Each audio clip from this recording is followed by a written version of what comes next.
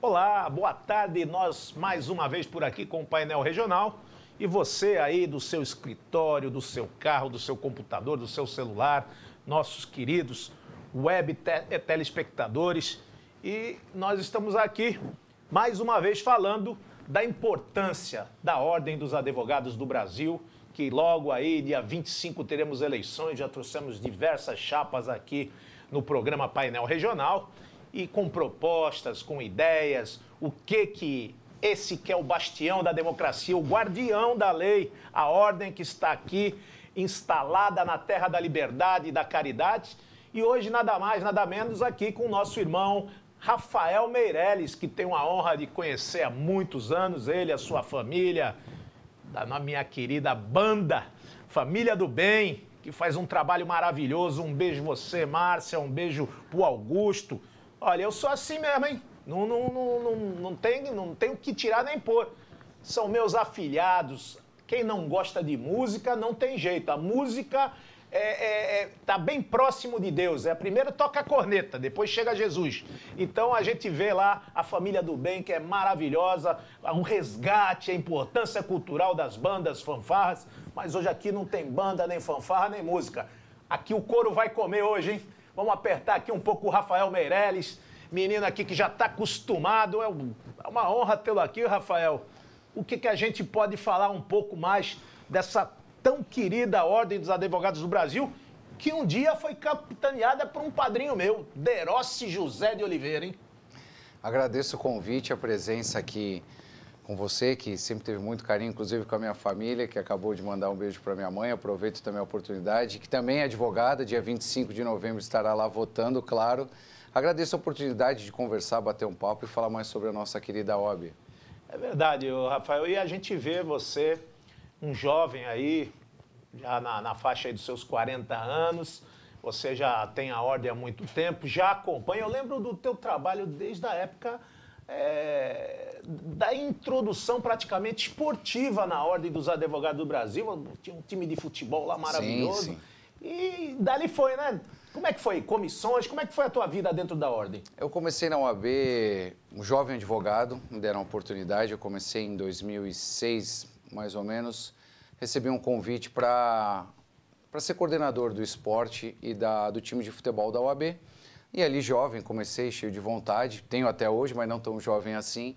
E comecei ali se criar uma família dentro daquele time, realmente os advogados, e ali entram muitos jovens. E aí, tem uma troca de experiências, tal. Para mim foi muito bom, as pessoas que me receberam. Na época, eu tinha 25 anos, então aquilo ali foi de muita valia, inclusive não só pela OAB, mas também pela troca profissional que existe ali. E dali para frente, depois fui convidado, era um desejo que eu tinha, e comecei a integrar a comissão de ética da OAB de Santos. Fiquei ali um período de 3 anos, mais ou menos 4.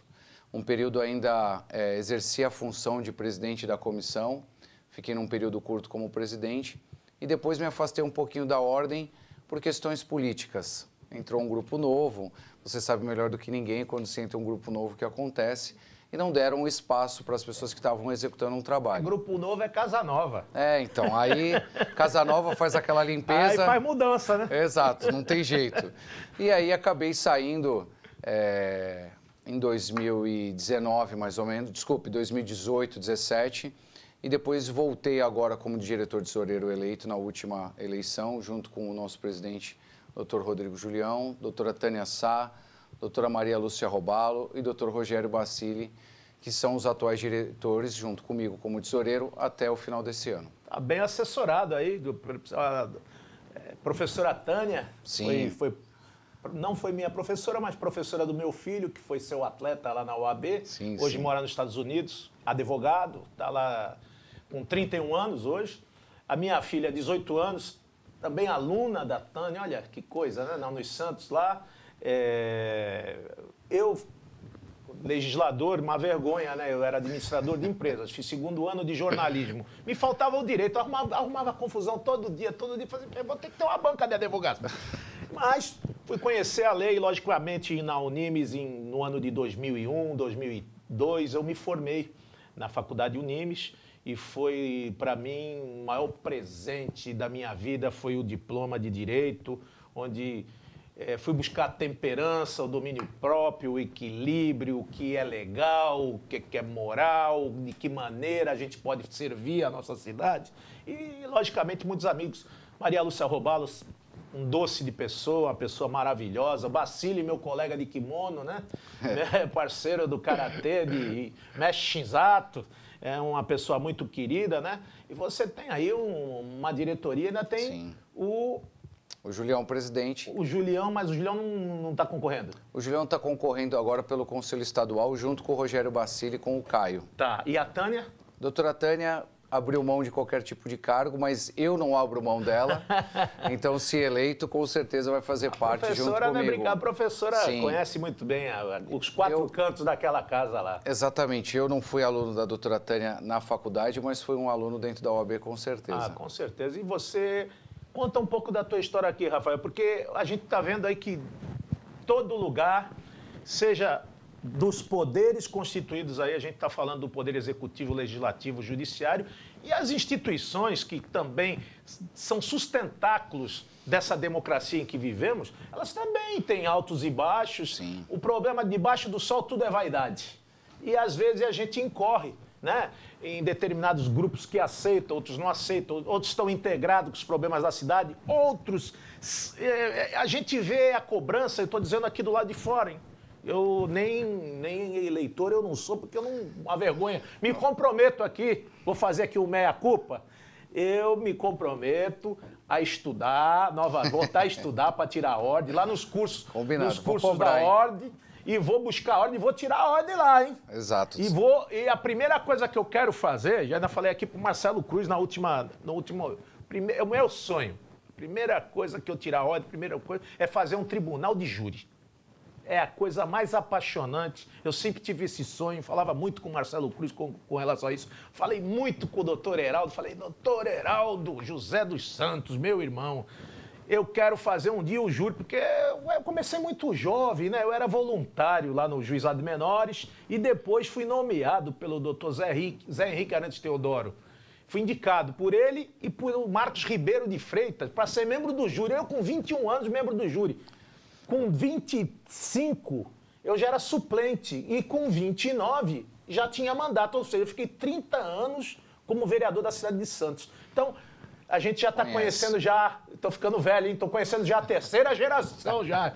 Mas eu fico feliz porque você, apesar das intercorrências, você teve ali uma intervenção dentro do administrativo. Muito difícil, é uma intervenção, muda tudo, está nomeado, retira, põe comissão, tira a comissão. A gente está falando aqui brincando, mas é uma condição muito...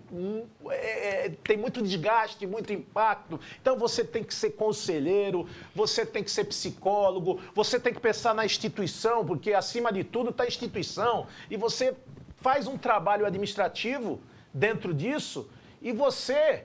é um dos mais cobrados, porque o homem da caneta, o homem do tesouro, o homem do dinheiro, ele é cobrado diuturnamente. Como é que foi chegar lá? Como é que vocês encontraram a casa? Como é que vocês administraram com intervenção e tudo? E como é que está a saúde financeira e estrutural da Ordem dos Advogados hoje? E o que você pretende nos próximos passos? Vamos lá, só vou voltar ao seu tema do júri, que eu vou cobrar, e vou colocar um auxiliar para você, que é o Eugênio Malavasi, que entende um pouco de júri, brincadeira. É verdade. Malavasi, brincadeira, que é nosso candidato também ao Conselho Estadual, junto com o Julião e com o Basílio. Grande amigo, grande amigo. Ainda está surfando? É surfista ainda? Ah, tá, isso aí ele não abre mão, né? E aí também, já que estou falando dos meus conselheiros, vou falar também da doutora Gabriela e Paulo de Jesus, que também é um excelente criminalista. Excelente colega, excelente amigo. Então, esse é o time de São Paulo que está nos representando aqui. Dentro da OAB, eu sou um apaixonado pela advocacia, sou filho de mãe, sou filho de advogada, sou sobrinho de Dr. Osmar, que também... Esse foi meu professor. Esse foi meu professor, meu segundo pai, foi presidente da OAB em 95, então eu já estou inserido na OAB, está no sangue. Tenho irmã advogada, casei com uma advogada que hoje é servidora pública e meu cunhado, que era advogado, agora também é servidor público. Então, eu só penso na advocacia, eu vivo a advocacia, eu sou um apaixonado por isso. Mas voltando à questão da OAB, nós encontramos a casa um pouco abaixo do que esperávamos, inclusive não só de estrutura como financeiramente. Pelo que a gente escutava da gestão que estava, que deixaria de um certo modo, e chegamos lá, não estava desse jeito. Que, diga-se de passagem, né?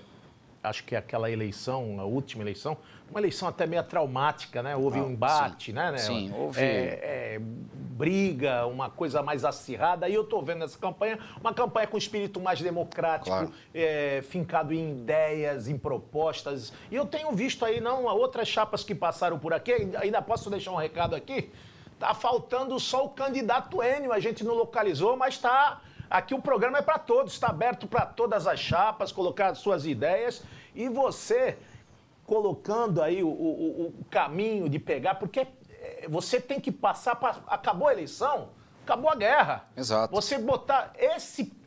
Quando começa daquela eleição traumática e vocês aportam na Ordem dos Advogados do Brasil, foi a parte mais difícil acalmar os corações? A última já foi um pouco mais leve. A anterior eleição realmente foi uma eleição, acho que traumática até para a classe, porque houveram ataques pessoais, algumas coisas que eu particularmente não compactuo, e como você mesmo falou, essa eleição está sendo mais leve. Inclusive, uma coisa que os candidatos conversaram hoje mesmo, e já deixo aqui meu abraço ao meu adversário, ao Marcelo.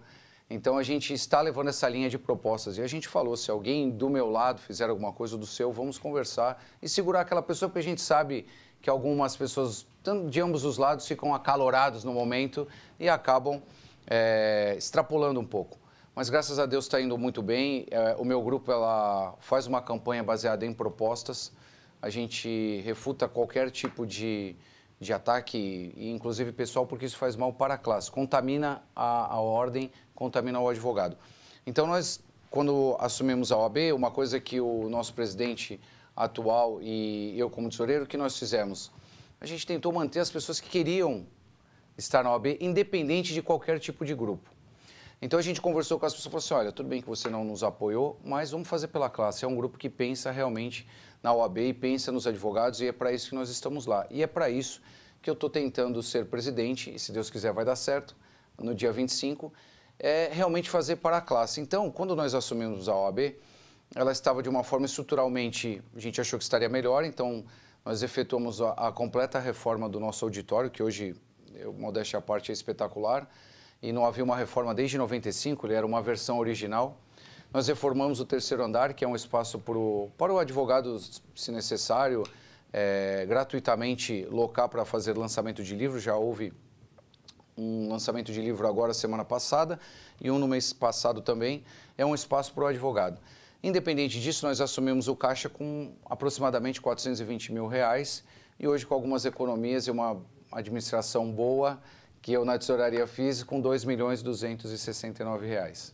Então eu falo isso, eu cravo os R$69 porque eu recebo diariamente o saldo bancário, e deixo aqui meu agradecimento aos funcionários da tesouraria, inclusive a Andréa, que fez parte, me ensinou demais quando eu cheguei lá, deixo aqui todo o meu apreço a ela, e hoje as meninas que tocam lá hoje, a Marcela e a Lilian e a Josi, que sempre estão lá com a gente fazendo um excelente trabalho.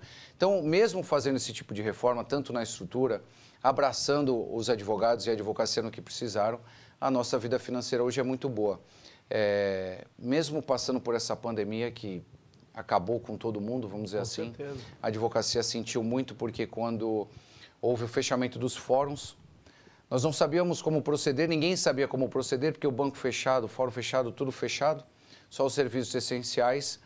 O nosso presidente é a doutora Maria Lúcia Robalo, que exerceu a presidência pelo afastamento de saúde temporário do nosso presidente, conseguimos cravar junto à prefeitura como serviço essencial. Então, o advogado conseguiu chegar nos seus escritórios, porque naquele momento, muitos prédios comerciais fecharam e falaram assim, olha, não entra ninguém, peraí, o advogado vai poder entrar porque foi declarado. E a figura do home office foi uma coisa que hoje já nem volta mais, né? Porque muitas coisas a gente acredita que não volta. A questão do advogado, eu sou do tempo do papel, a gente está se aprimorando aí com as redes sociais, a internet, mas o processo online também foi um grande desafio para vocês, né? Porque choque, né, de gerações, né? Sim. E quanto é o número de associados hoje da Ordem e a variação da faixa etária? Como é que é isso? O pessoal na pandemia sentiu muito esse número elevado de ações, mas que você fisicamente não podia nem despachar com o juiz. Como é que era isso? Antigamente, imagine se fosse tudo no papel. Ia ser parou impossível. O Brasil. Exatamente. Naquele momento até parou. Então, o primeiro passo que a OAB fez foi o seguinte, conversar com os bancos e conjuntamente falar, olha, o que está parado aí tem que soltar o dinheiro. Conversar com os cartórios, o que já tem depositado tem que entregar ao advogado. Mas não podia só o cartório entregar o alvará, mas ao mesmo tempo o banco não pagar. Então, a gente rapidamente fez essa comunicação e de forma online, através do e-mail, o advogado entrava em contato com a OAB e a gente mandava para o banco e assim começou a ser pagos os advogados, que era o primeiro passo. Depois foi se avançando, até porque o advogado, muitos deles, os mais jovens tudo bem, mas já na minha faixa etária dos 40 e um pouquinho os mais antigos, não tinha essa questão do home office. Você tinha uma estrutura outra em casa, mas não tinha um escritório efetivo. Então, a gente precisou dessa essencialidade ser declarada para o advogado poder acessar o escritório. Então, isso foi feito também. Então, o primeiro passo foi entregar o dinheiro ao advogado que já estava depositado nos autos e o acesso dele à justiça.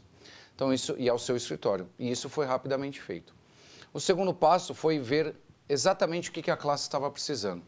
A nossa tesouraria cuida do plano de saúde dos advogados, que hoje conta com mais de 1.500 vidas. E é o tesoureiro que faz isso. E aí eu me vi numa situação que eu não poderia cortar e fazer isso com a nossa classe, cortar um plano de saúde do advogado. Ainda tem aquela farmacinha bacana lá, que tem um preço mais acessível? Tem a livraria? A livraria também, Olha tem aqui. da CASP, tem lá, tá tudo em ordem. A farmácia jamais fechou, certo. Ela sempre ficou. Só que a farmácia, o que a gente conseguiu aprimorar, que foi pioneiro até no estado de São Paulo, foi fazer essa entrega de medicamento em casa para o advogado. Que beleza, hein? E está sendo feito até hoje. E se eleito, vou manter isso. Então, justamente com a saúde financeira da OAB Santos, a gente conseguiu fazer essa entrega de forma gratuita. O advogado não paga essa entrega. Então, isso está sendo mantido até hoje. Então, o que a gente começou a fazer foi justamente ver qual o problema pontual que o advogado estava passando. Primeiro, acessar seu escritório, receber, ter o acesso ao judiciário, a entrega de medicamentos, e aí nós passamos a questão do plano de saúde. Não fizemos nenhuma exclusão, todo mundo manteve seu plano de saúde, e aí veio o pós, que seriam os acordos. A gente fez aproximadamente 400 acordos nesse plano de saúde da OAB. Foi uma coisa que muitas vezes eu ligava para o advogado na pandemia, fique calmo, nós não vamos cancelar, porque o advogado ficava apreensivo, olha, eu não estou recebendo, como é que eu vou pagar? Então, a gente teve esse cuidado de conversar com muitos advogados que estavam precisando, e até hoje a gente faz isso. É uma coisa que eu gosto de fazer. Então, com isso também os acordos, isso ajudou a vida financeira. E aí partimos para uma segunda etapa, que houveram algumas críticas nesse sentido, mas era o que era necessário fazer. A gente disponibilizou cestas básicas para alguns advogados, que muitos solicitaram numa autodeclaração, tudo com prestação de contas para São Paulo, e foram aproximadamente 150.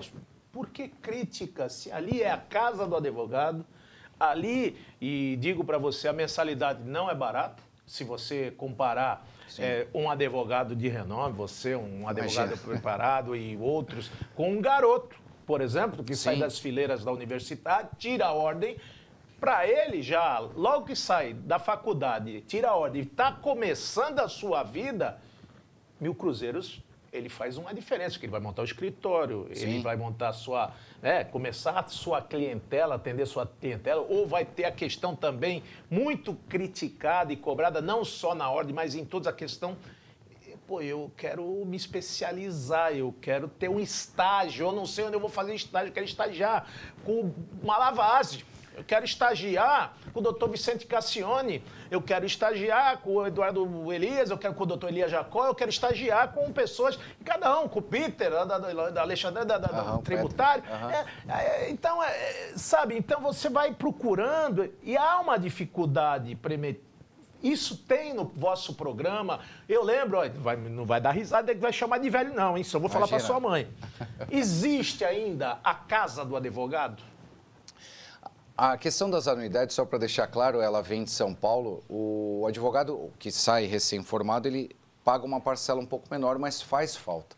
Então, a OAB São Paulo, a seccional, ela suspendeu durante 3 meses essa cobrança justamente pela dificuldade que estava acontecendo. Mas me explica da cesta básica, que isso aí já veio no meu fígado. O cara não aceitaram, dá para quê? Porra, é o princípio básico do nosso Eli Lopes Meirelles, né? Tratar os desiguais de maneira desigual. E você não vai rasgar a cartilha? A gente conversando aqui fora do ar, você entende de política, mas muito melhor do que eu.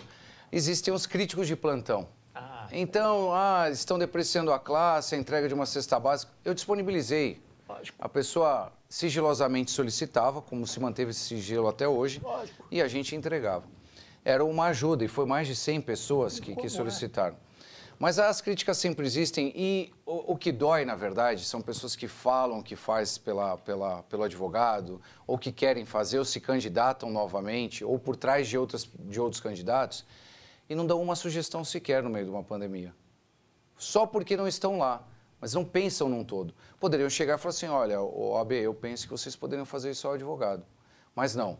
Aí começa a rede social criticar, e eu escutei críticas por conta dessa cesta básica. Enfim, eu achei que a gente estava fazendo melhor, foi bem aceito por uma parcela. Quem estava bem em casa, graças a Deus, não solicitava. Mas quem estava passando uma dificuldade solicitou.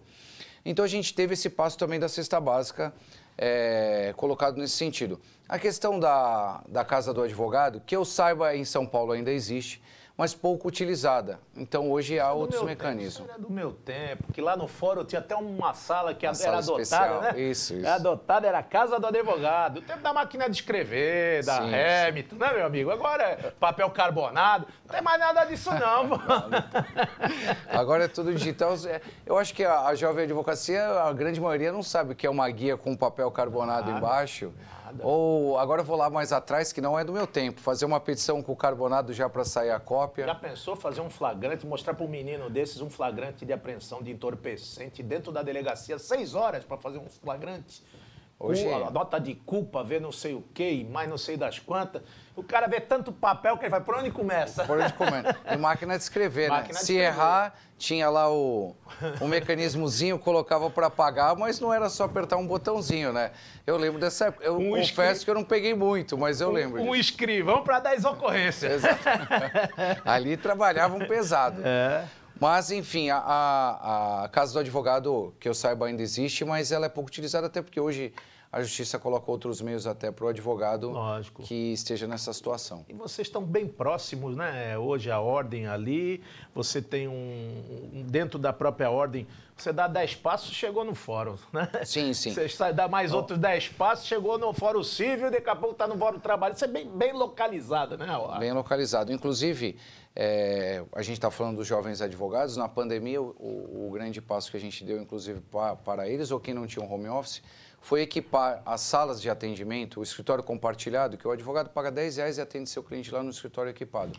Que maravilha! A gente colocou câmeras, colocou os microfones justamente para poderem fazer audiências agora. Então, o advogado disponibiliza de 5 salas de audiência dentro da OAB. Futuramente, a gente pensa em ampliar isso. Justamente para o advogado que não tinha um home office ou o jovem advogado que começou e teve que fechar. E aquela sala de palestras também funciona com... Funciona. Para fazer noite de autógrafo, alguma coisa nesse sentido. Ainda vocês fazem muitas palestras? A pandemia a gente acabou fazendo online, mas mesmo com a pandemia a gente fez mais de 200 cursos, mesmo online e presencial. No nosso primeiro ano a gente conseguiu fazer presencial. Os 2 auditórios foram reformados, né? O do primeiro andar, que é um menorzinho. E o pai dos cursos ainda está fazendo curso lá? Quem é o pai dos cursos? O pai dos cursos é meu professor de Direito Civil. Quero dar um beijo nele, o Sérgio Marques. Sérgio Marques.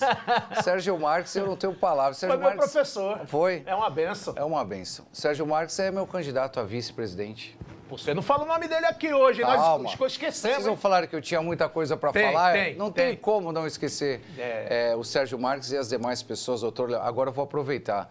O doutor Leonardo Ramos, que está saindo como secretário-geral, doutora Jaqueline Pereira como secretária adjunta e doutora Daniela Bercovitz, filha do Henrique Bercovitz, como tesoureira, vai, se Deus quiser, assumir essa bomba que eu vou deixar para ela, mas vou deixar uma bomba com dinheiro, pelo menos. Não, já é menos mal, porque é uma bomba para explodir a qualquer momento. O homem da finança não é brincadeira, não. Todo dia ele apanha. E agora eu vou... Eleito, vou passar o que o meu presidente passou, né? Que é o tesoureiro segurar o dinheiro. Dá pra gastar? Não dá pra gastar. Calma, tem que guardar. Foi da escola do professor Arthur Rivot. Ele falava assim, não. O senhor mandou cortar a despesa? Cortou. Um dia o justo pediu a secretária tinha uma máquina de escrever e precisava de um carregador daquelas máquinas elétricas, né? Sim. Não. Naquela época era caro, então não vamos comprar. Não vai comprar porque foi o senhor que mandou.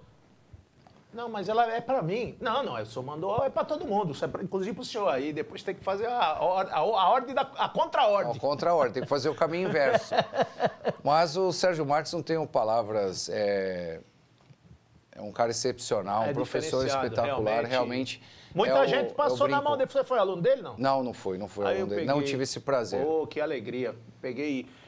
Fui aluno dele no primeiro e segundo ano, maravilhoso. Sim. Uma pessoa dedicada, uma pessoa muito querida pelos seus alunos, não tinha tempo ruim, ensinava no corredor, na cantina, não tinha... Professor, estou com uma dúvida, qual é? Na hora, solícito. Nasceu, é um missionário do direito, é uma pessoa, uma figura doce, uma figura ímpar, uma figura educadíssima, nasceu para lecionar. Ele é um cara que tem uma habilidade assustadora, excelente advogado também, mas ele como educador em todo... Olha, depois eu fiz uma pós-graduação com o professor Risato Nunes, uma pessoa maravilhosa, mas um professor da magnitude, do dom, né? Talento, isso é dom mesmo, é dom. O Sérgio Marques é uma pessoa que realmente é uma referência para todos nós. Eu até brinquei com ele semana passada que fazer campanha com ele é fácil.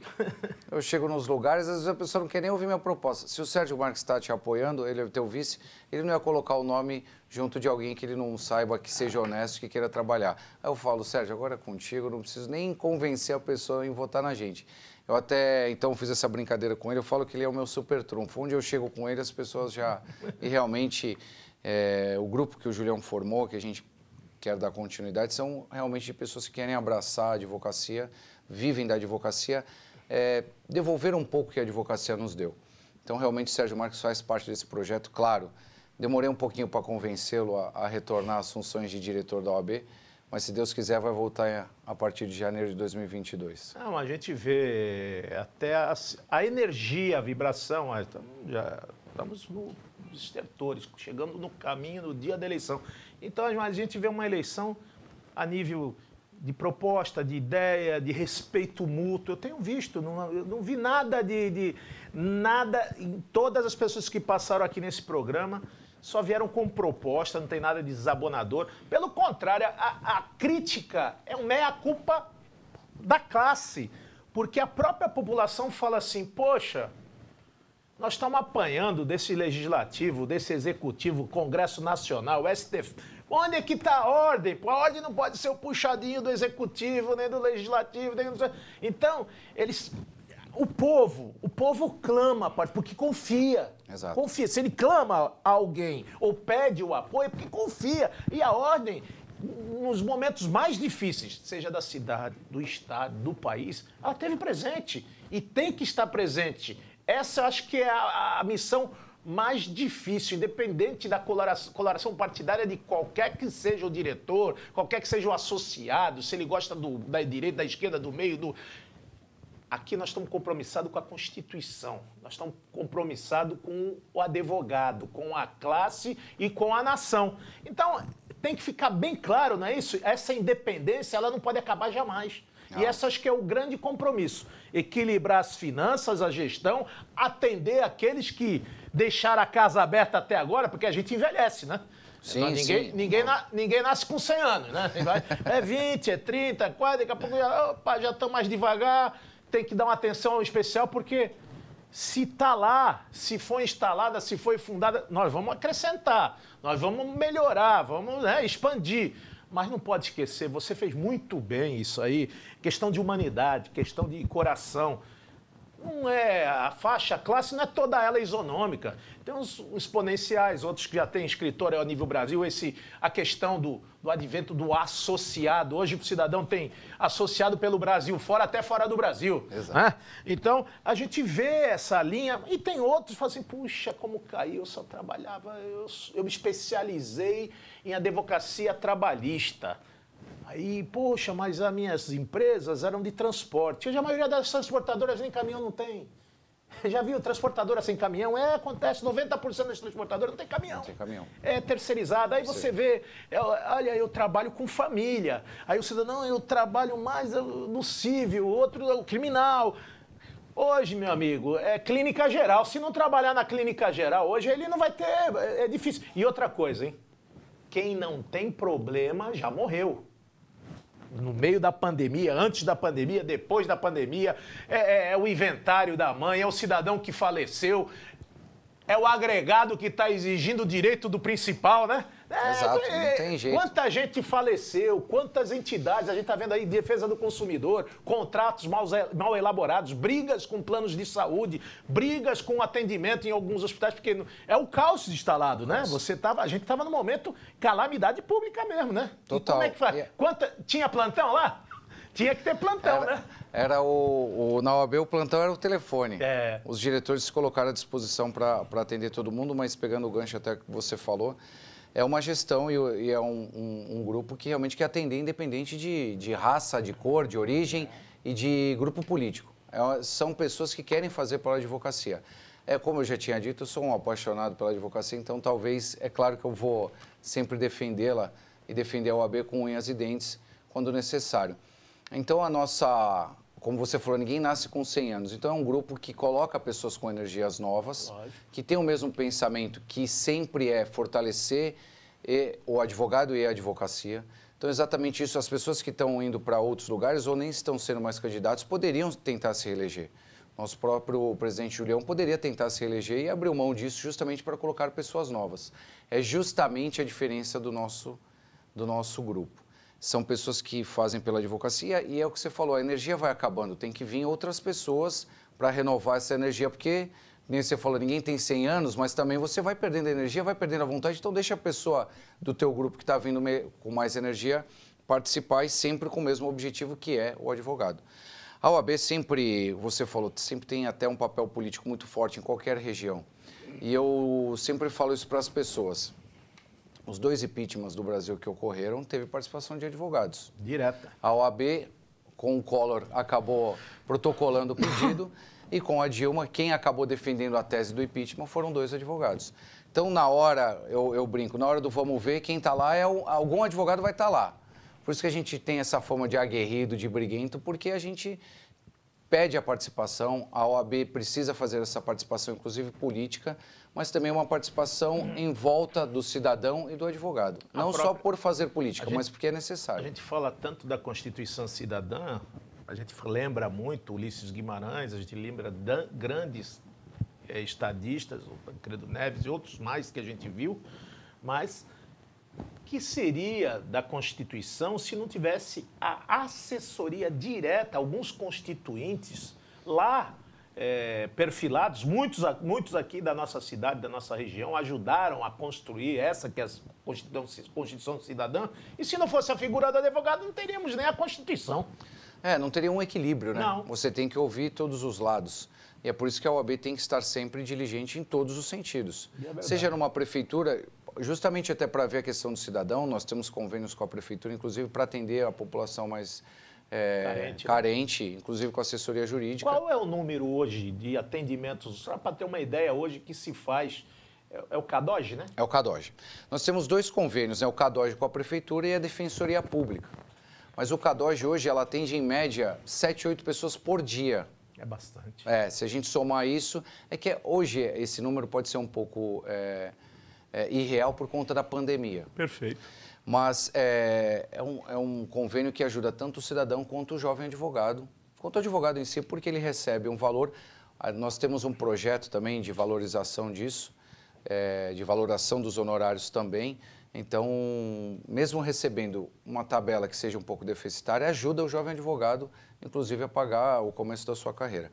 Mas tem um lado humano também desse convênio, que às vezes você nem precisa nomear um advogado, mas está lá o doutor Rodrigo, que também parabenizo pelo trabalho que ele faz lá. Ele atende as pessoas, dá uma orientação, às vezes é uma coisa pequena, uma coisa básica, e ele, no meio da pandemia, colocou o seu telefone particular para as pessoas ligarem para ele e pedirem algum tipo de auxílio ou apoio. Porque a pandemia, agora nós vamos passar as consequências da pandemia, o que você falou, inventários, como proceder, os planos de saúde. O que houve uma grande discussão no momento da pandemia, que ninguém sabia, os contratos de aluguel não tinha cláusula de pandemia. E ninguém teve aumento, né, doutor? Não, ninguém teve aumento. Mas as tributações estão aumentando cada dia. A gente já começa pela gasolina, a gente começa pela água, pela luz, pelos impostos que vão ser aumentados aí, IPTU, ISS e tal. E cada um está remando como pode para sobreviver. Exatamente. Muitos pedidos, né, de recuperação judicial, outros até não deu nem tempo, vai ter que fechar a porta literalmente. E tudo isso acaba caindo na mão. São duas categorias que a gente tem visto que vão trabalhar, mas muito, pela necessidade e o momento que exige. O contador e o advogado, né? Já começaram a trabalhar. Muito. Muito. E o que eu estava até dando como exemplo, a questão do despejo na pandemia, como se proceder? O judiciário se viu numa situação que aí foi pelos entendimentos de cada juiz. Se poderia pagar, se poderia suspender, se pagava uma parte, se despejava ou não se despejava. E depois vieram os decretos e as medidas provisórias justamente para defender essa parte que não existia. Ninguém sabia como proceder.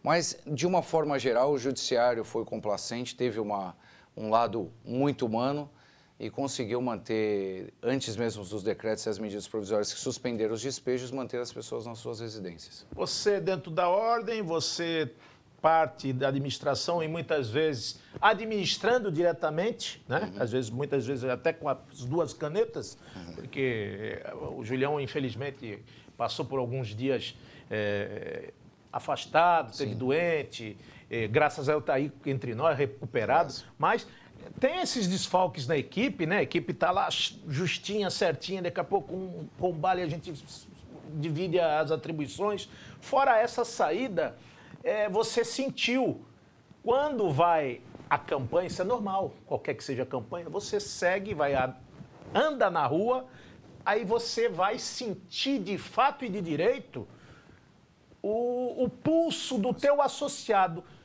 Não vou te perguntar todas, mas as 3 reivindicações mais solicitadas hoje que você fala assim, olha, Banha, eu tenho inúmeras coisas para fazer, tenho muita coisa para fazer, mas estas 3 aqui, em todo lugar que eu vou, o cidadão me cobra. Olha, eu acho que a principal é a retomada do judiciário. Ele vem de uma forma escalonada, mas ainda vem um pouco devagar e as pessoas cobram uma medida mais da OAB.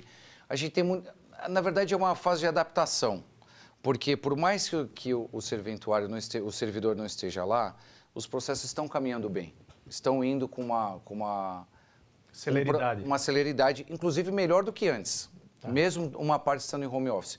Mas o que o advogado sente, a falta, é de estar ali, conseguir conversar e ter um acesso ao juiz.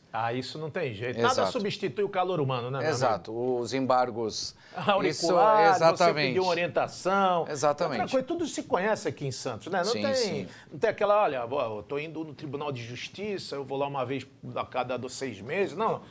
O advogado é a extensão da casa dele. O fórum é a extensão da casa dele. Ele saiu do escritório dele, ele sai da casa, escritório, fórum. Fórum, escritório, fórum, escritório, fórum, escritório e casa.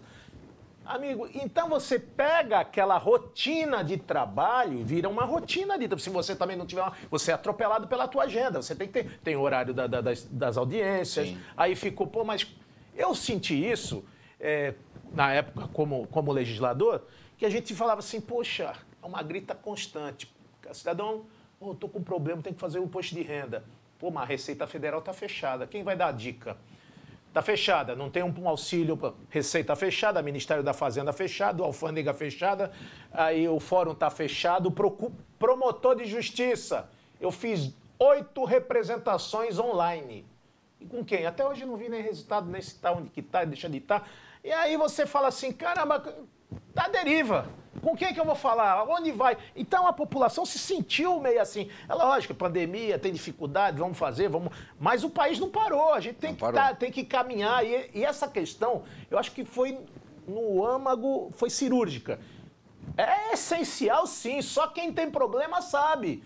Porque se você passou 2 dias, você não entrou lá com o do teu mandato Mandato de segurança, mandato de segurança para te ajudar. Olha, o meu plano de saúde diz que o hospital diz que não atendeu aquele plano de saúde. Você quer despachar com o juiz ou o cidadão, onde que vai colocar? Não tem a vaga, não tem um remédio de alto custo. Uma série de situações que são, não é para esperar, não é questão, não, olha, peraí, meu amigo, não é questão de vida ou morte, né? Sim, muitas vezes a questão da urgência, a necessidade de estar ali o judiciário em atendê-lo imediatamente ficou interrompido por conta da pandemia. Uma coisa que eu vi também foi a questão da criminal, né? Você tinha horário, né, para despachar, porque tinha algum plantonista, às vezes para o habeas corpus, era obrigado, né? Mas para fazer as audiências, que às vezes eu vi um caso aí, saiu até nos jornais, onde o advogado estava fazendo audiência dentro da cela, com o telefone celular. Né? São casos raros, mas acontece. Porque no primeiro fechamento, no primeiro lockdown, ninguém sabia como proceder. É verdade, é uma coisa nova para todo mundo. O magistrado até teria o seu computador em casa, mas os servidores, o restante, quem coloca no sistema, quem dá o andamento em si, não tinha. Então, uma primeira semana de caos total, porque ao mesmo tempo que o magistrado e o servidor não conseguiriam ir no fórum porque estava fechado, haviam presos que deveriam ser soltos até. Às vezes, o cara foi preso o indúbio pro réu, precisa soltá-lo, mas quem vai soltar? Então, aconteceu isso. Então, um dos anseios, e as nossas propostas são baseadas exatamente nos anseios que pedem. Então, essa questão de ter lá o magistrado, poder conversar, a gente vai criar Esse é o número 1. O número 1 que eu chamo de carro-chefe é digitalizar todos os processos da comarca. Acabar com a questão do papel, até pela celeridade, e a questão da sustentabilidade e o acesso do processo que você pode ter em qualquer lugar. Você não precisa ir até o fórum, você ter da sua casa o acesso. E a segunda, que também vem de encontro com os anseios da advocacia, é justamente saber pontualmente quais são os problemas de cada vara. Então, a gente, baseado nos dados do Tribunal de Justiça, a gente quer saber pontualmente por que a primeira vara, estou dando exemplo, tá, gente? Por que a primeira vara anda mais do que a quinta, por que a quinta anda menos que a sexta, e saber, porque às vezes é fácil a gente reclamar. É o que eu falei, vem pessoas que já estiveram dentro da OAB e hoje reclamam, mas não dá sugestão. Então, hoje a gente percebe o seguinte, vamos ajudar a Justiça, vamos ajudar o Tribunal de Justiça, porque nós vamos ganhar com isso. Nós vivemos a justiça, nós somos advogados.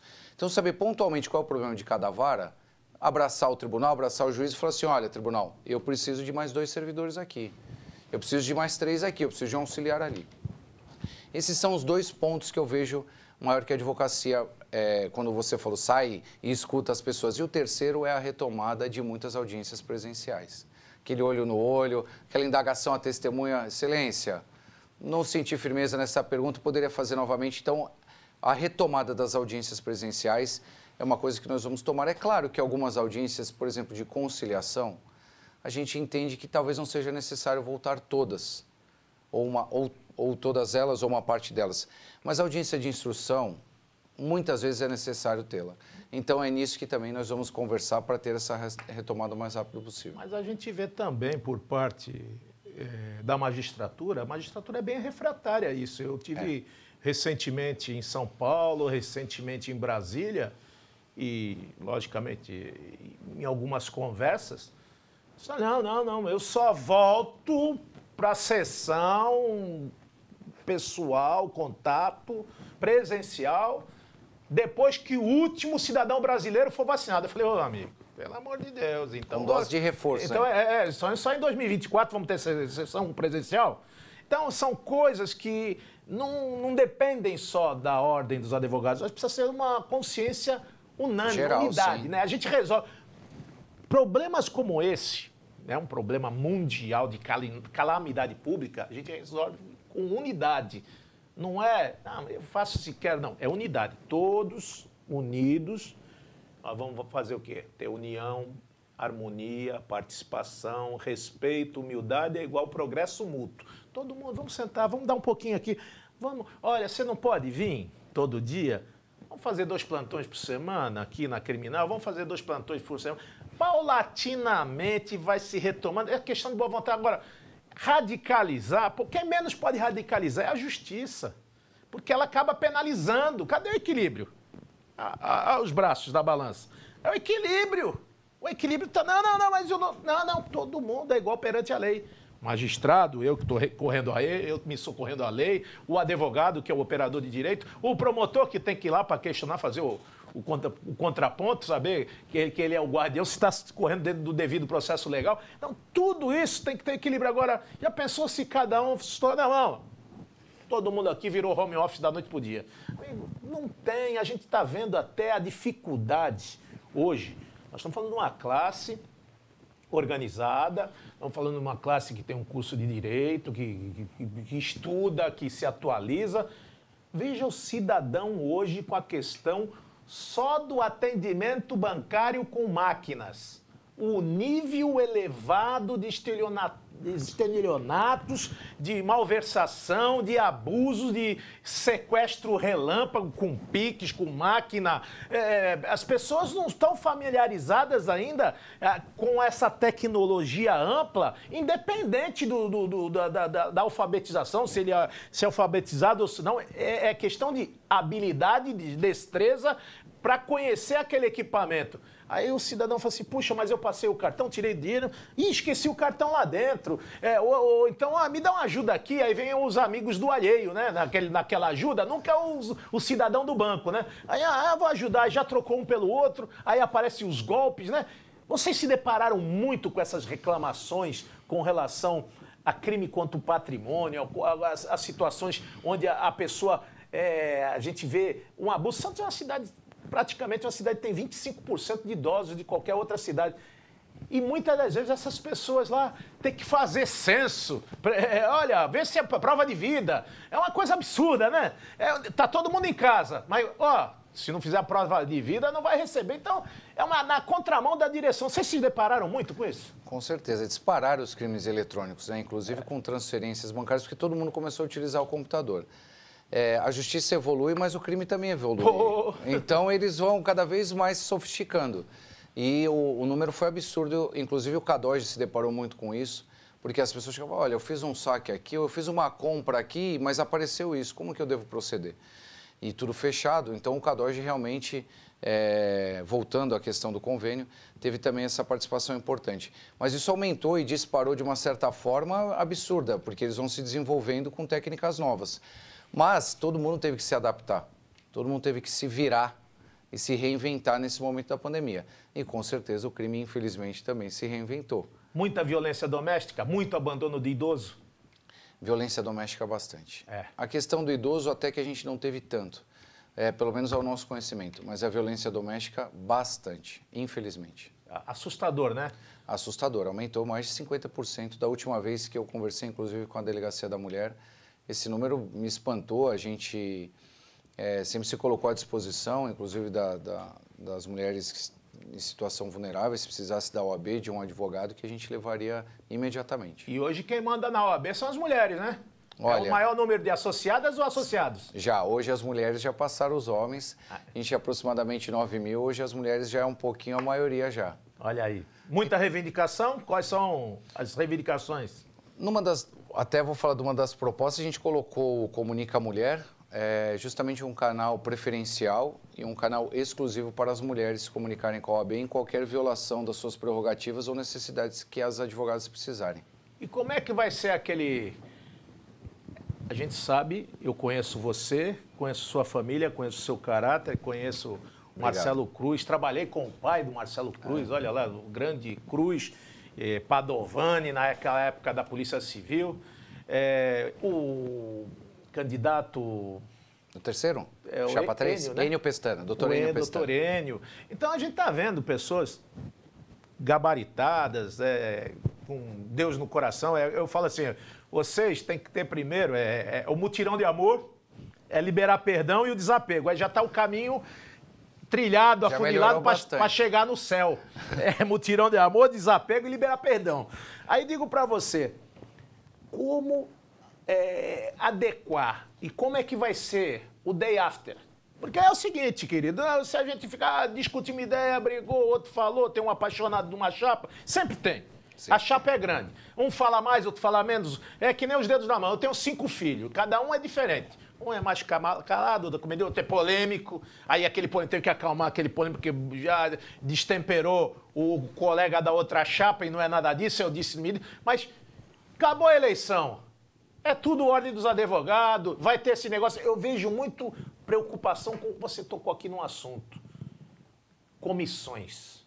Querido, independente se é do A, do B ou do C, senão nós vamos cair na questão da intervenção, não é isso? Exato. Se o cidadão tem condição, está tocando, está ajudando, se tem que ter rotatividade, todo mundo quer participar, como é que vai ser essa administração no teu ponto de vista, essa questão da oportunidade? O jovem é fundamental, é justamente essa questão do estágio com esses experts que nós temos aqui na Baixada. É um colegiado de advogados para trabalhar em qualquer lugar do mundo. Então, essa oportunidade para o jovem, o primeiro passo, né, você colocou aqui com muita propriedade.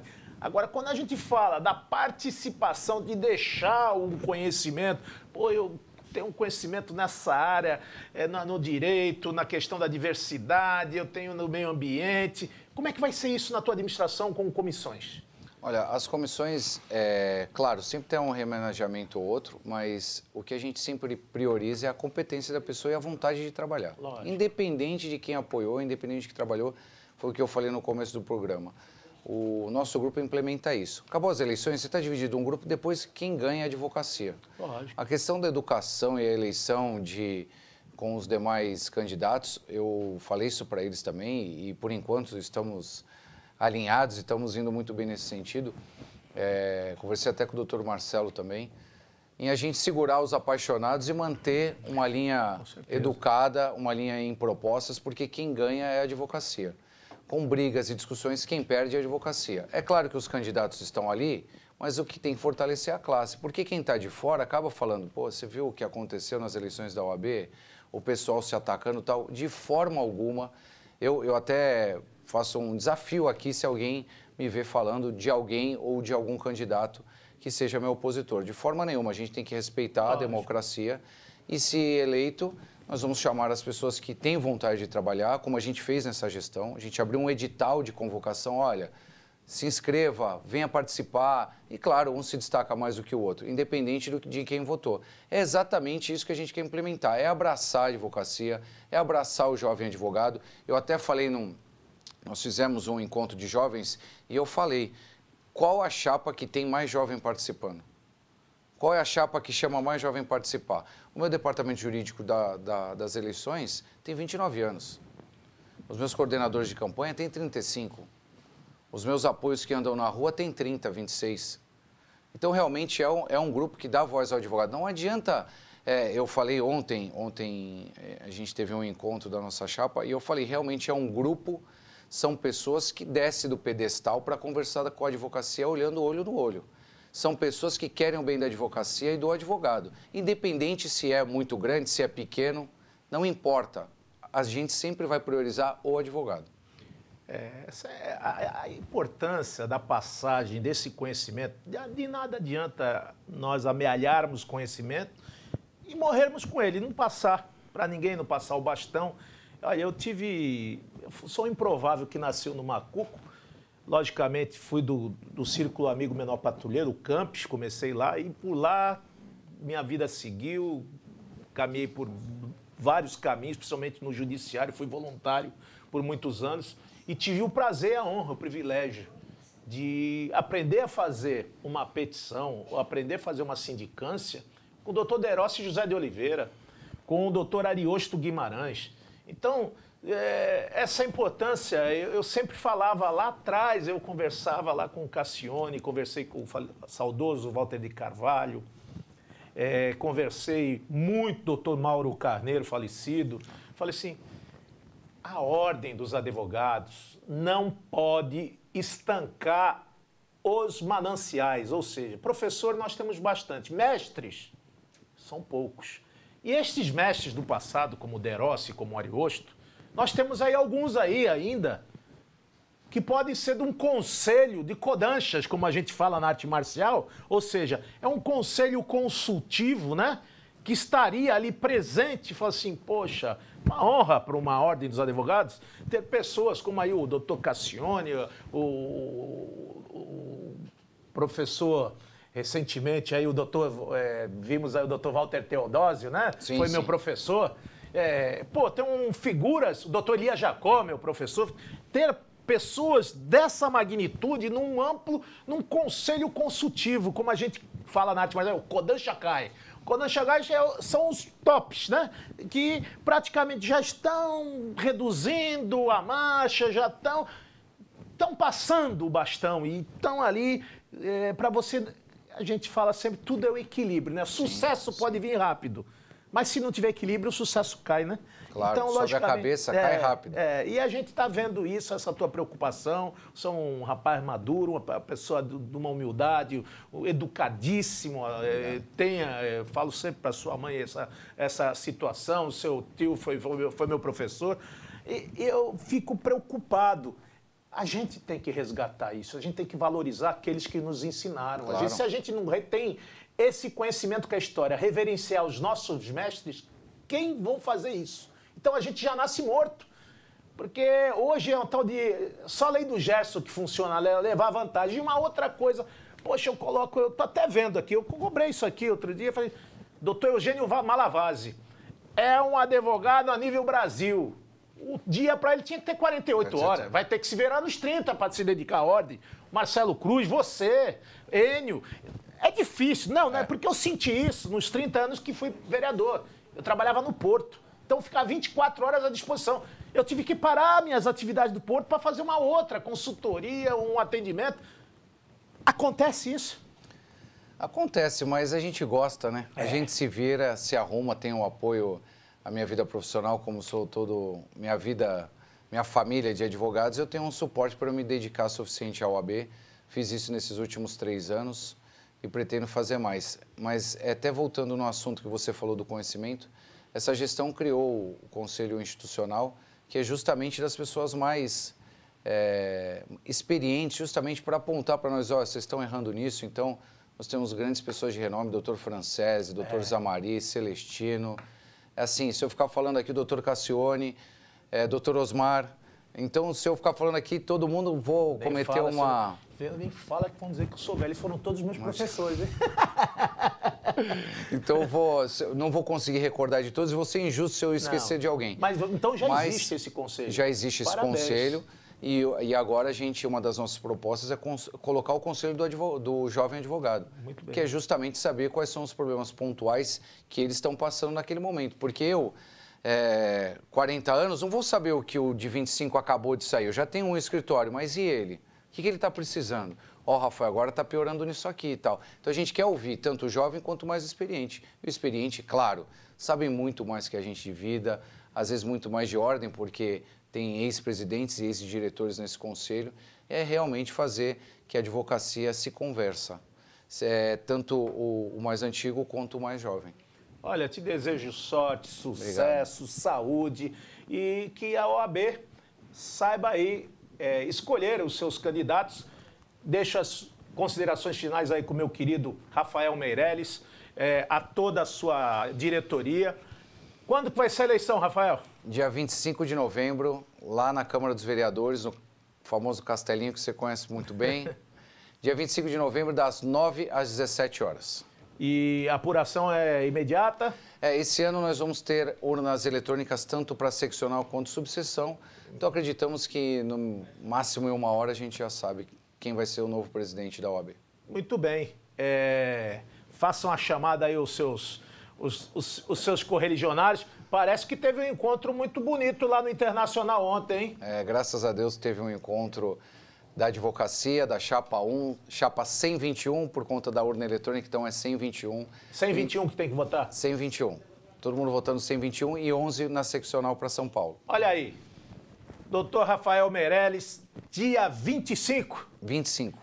Que horas? Das 9 às 17. Das 9 às 17 na Câmara Municipal de Santos. Você que é um associado, um filiado da OAB, esteja lá com a sua carteira, vote na sua chapa, a sua representatividade é importante para escolher quem será o teu representante. Não adianta chorar, reclamar, apedrejar, depois vir com crítica. Quem apoia, participa. Tem que chegar lá no dia 25. Esse negócio, tem muita gente que fala, eu não acredito mais em nada. Não, acredite.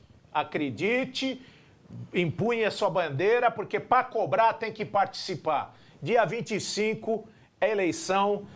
Qual é a chapa? 1021, qual é? 121. 121. 121. Chapa como é o nome? É I9? I9 é OAB. União, Respeito e Compromisso. Tá certo.